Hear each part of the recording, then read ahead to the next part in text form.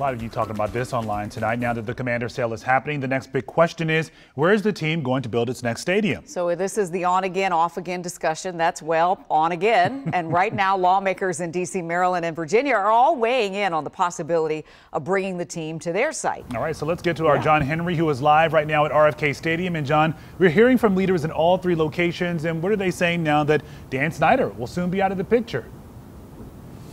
Well, one of those people, our at-large council member, Kenyon McDuffie, here in the district, and he says the time is now for them to return to this site. He believes it's something we should be talking about right now as well.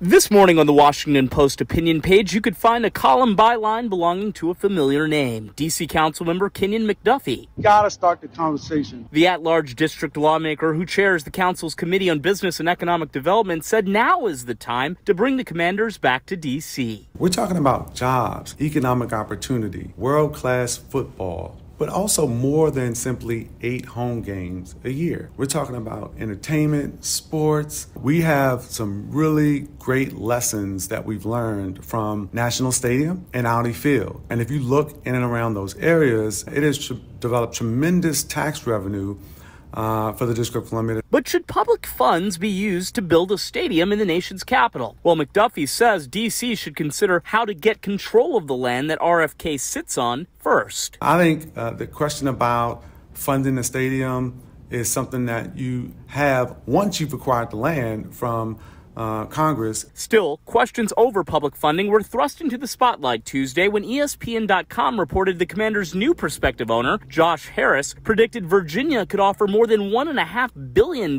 in state money to build a stadium. But State Senator Jeremy McPike, who represents Prince William County, where the Commanders have previously thought about building a stadium, told WUSA 9's Darren Haynes yesterday the Commonwealth must act in its best interest. That's a lot of money. We got a lot of other priorities to take care of. Education, roads, transportation, mental health, those are all the top priorities right now. As for Maryland, Governor Wes Moore's office confirmed to WUSA 9's Eric Flack that the governor did in fact actually talk to Irvin Magic Johnson, the Commanders owner to be, as well as Josh Harris. He only talked to Magic Johnson about the Commanders before the Commanders sale was finalized. We don't know exactly what that conversation had to deal with, but we do know that he does have a tie to this state. He does own a movie theater in Prince George's County. Guys? Remember when he brought the movie theater to Prince George's County? That was a big deal then. The Commanders are in this interesting position where now everybody wants them. I was about to say, D.C. is now playing Everybody's like, hey, before they were like, here. No, we're good. You can stay in Maryland or go to Virginia.